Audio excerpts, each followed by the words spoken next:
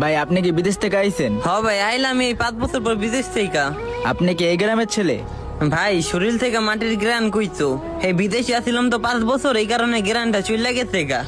তা না হলে শরীরে গ্রান পেয়ে বুঝে যেতেন যে আমি গ্রামের ছেলে। ভাই আপনার তো চেনা চেনা লাগে, আপনি কি পশ্চিম পাড়ার করিম কাকার ছেলে? হ গো ভাই, আপনার করিম কাকা আমার আব্বা লাগে। ও ভাই গো ভাই, আপনি এতদিন পর বিদেশ থেকে আইছেন। হ ভাই। যাক ভাই, আপনারা দেখে অনেক খুশি হয়েছি।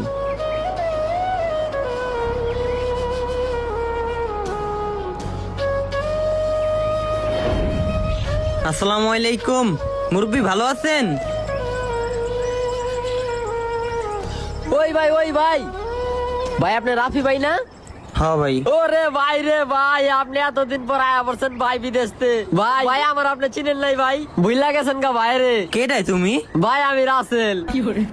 ওরে রাসিল্লা রে, তুই না চুরি চিন্তাই করতি? তুই যে এই নতুন জামা কাপড় পরে চেঞ্জ হয়ে গেছিস গা। ভাই আমি তো আর চোর পোলাবান গুলোকে চলি না ভাই, চুরি মুরি করা ছাইরা দিছি। আমি তো ভাই সরকারি এক জায়গায় চাকরি করি ভাই।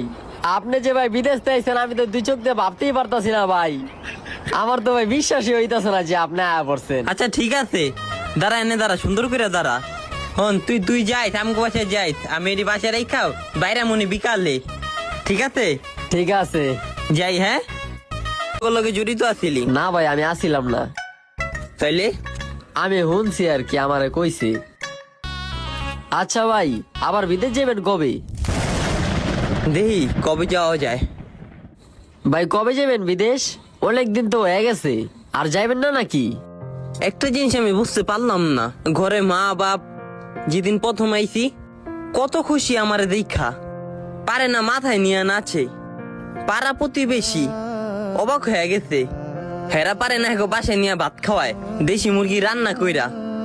একটা মাসও গেল না, সবার মুখে একটাই কথা, আবার বিদেশ যাবি কবে, বিদেশ যাবি কবে। বাপে পাগল লেগে গেছে, বিদেশ যাবি কবে। মায় পাগল লেগে গেছে, বিদেশ যাবি কবে।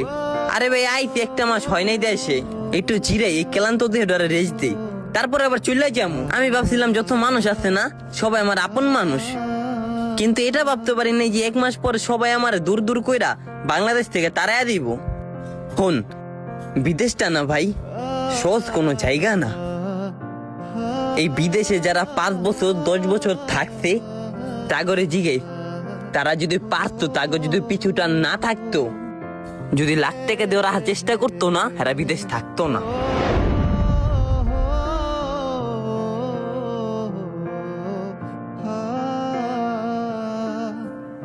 আসসালামু আলাইকুম।